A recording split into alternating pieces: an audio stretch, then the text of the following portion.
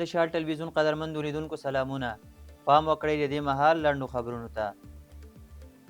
تیرو لسو میاشتو کې د افغانستان او هند ترمنځ د 263 میلیون ډالرو په ارزښت سوداګریزه راکړه ورکړه شوې ده.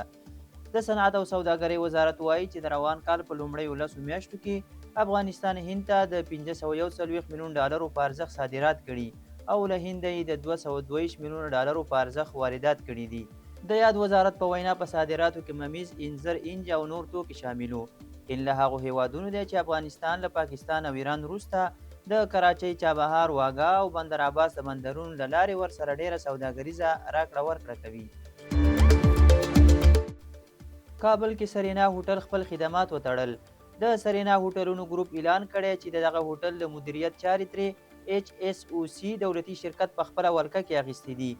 د یاد هوټل مسؤلینو په یوه خبرپاڼه کې ویلي چې 2 لسیزې په نړیوالو معیارونو د خپلو میلمنو خدمت وکړ، خو سر له ننه خپل فعالیتونه ځنډوي. د طالبانو حکومت تر دې مهاله په دې تړاو څه نه دي ویلي. د کابل سرینا هوټل چې ارګ ته نږدې دی شاوخوا 15 میلیون ډالره لګښت پرې راغلی دی. د سرینا هوټلونو ګروپ په 9 هیوادونو کې 33 څانګې لري چې بهرني میلمانه پکې پالل کیږي. د کندهار سیمنټو فابریکه به ډیر ژر فعالیت پیل کړي. کندهار کې د سیمنټو د لوی فابریکې 98 سلنه ساختماني چارې بشپړې شوي چې 6 میاشتې وروسته به تولیداتو ته آماده شي. د یادې فابریکې مسؤلین وایي چې دغه فابریکه به د لومړي فاز له جوړېدو وروسته د جنوبي غرب حوزې په کچه د بازار تقاضا پوره کړي. تر دې وړاندې اقتصاد وزارت ویلي و چې هڅه کوي هیواد د سیمنټو په برخه کې پر ځان بسیا کړي. د پاکستان له بېلابېلو زندانونو یو نوي افغانان خوشي او خپل هیواد ته راستانه شول. د کډوالو او بیرته راستنېدونکو چارو وزارت وایي چې په پاکستان کې د قانوني اسنادو د نه درلودلو په تور یو نوي تنه نیول شوي افغان بندیان خوشي او د تورخم او سپین بولدک له لارې په تیرو 2 ورځو کې هیواد ته راستانه شوي دي. د یاد وزارت د معلوماتو له مخې خوشي شوي کسان له 2 تر 20 ورځو پورې په زندان کې وو چې د بشري مرستو له ترلاسه کولو وروسته خپلو اصلي سیمو ته لیږدول شوي دي. دا په داسې حال کې ده چې اسلام آباد، راولپنډۍ او د پاکستان په بیلابیلو سیمو کې د پولیسو له لوري د افغان کډوالو د نیولو لړۍ روانه ده. حمید کرزي د افغان ښځینه کرکټ لوبډلې له بیا راپورته کېدو څخه هرکلی کړی دی. د هیواد پخواني ولسمشر حمید کرزي ویلي چې خوښ دی چې د افغان نجونو کرکټ ملي لوبډله بیرته لوبو ته ستنه شوې ده. نوموړي هیله ښودلې چې د نجونو د کرکټ ملي لوبډله هم د خپل ورونو په څیر په نړیوالو سیالیو کې وځلیږي او هیواد ته ویاړ راوړي. یادې لوبډلې د تېرې پنجشنبې په ورځ په استرالیا کې خپله لومړۍ سیالي د بې سرحده لوبډلې سره وکړه، خو د 7 ویکټو په توپیر یې ترې ماتې وخوړله. د جمهوري نظام له سقوط وروسته دا لومړی ځل و چې د افغانستان د ښځو لوبډله له هیواده بهر د سیالیو ډګر ته کېوتله. د ملګرو ملتونو سرمنشي د فلسطینیانو د جبري بې ځایه کېدو سره مخالفت ښودلی دی.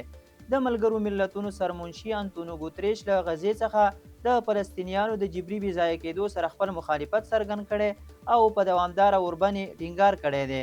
ګوتریش له عربیه سره په یوه ځانګړې مرکه کې ویلي چې د غزې د اوسیدونکو له خپلې خاورې څخه ایستل قومي تصفیه ګڼل کیږي او ټینګار یې کړی چې د فلسطینیانو له خپلو ځمکو څخه ایستل به د 2 دولتونو د حل لارې تحقیق د تل لپاره ناممکن کړي.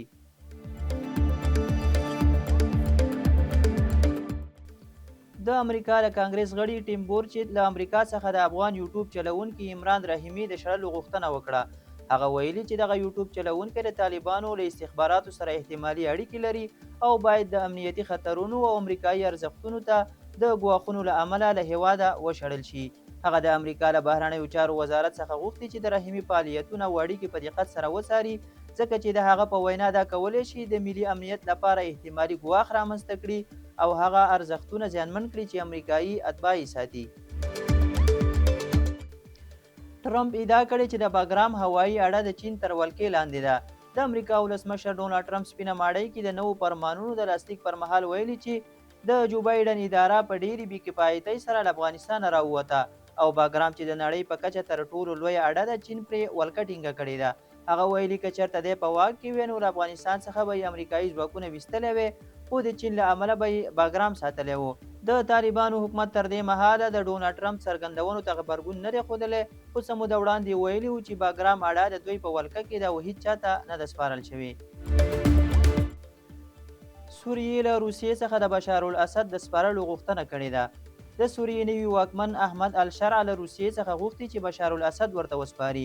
د روسیې بهرنیو چارو وزارت مرستیال په مشرۍ ځانګړي پلاوي له احمد الشرع سره په شام کې 3 ساعته ناسته ترسره کړې ده.